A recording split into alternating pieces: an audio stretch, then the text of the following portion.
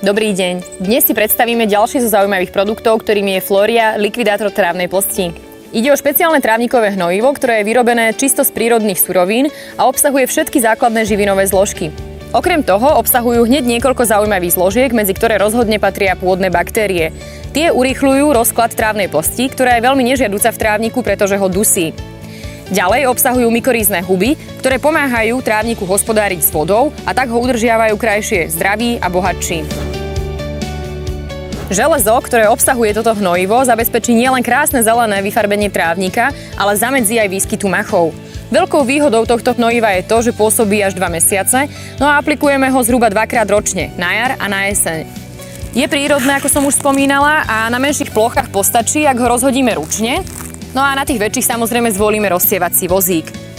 Aplikujeme ho v dávke zhruba 0,5 kg na 10 m2. Ostatné zaujímavé tipy, nápady, ale aj konkrétnejšie informácie k ďalším produktom nájdete nielen na našich webových stránkach, ale aj na Facebooku. Dovidenia.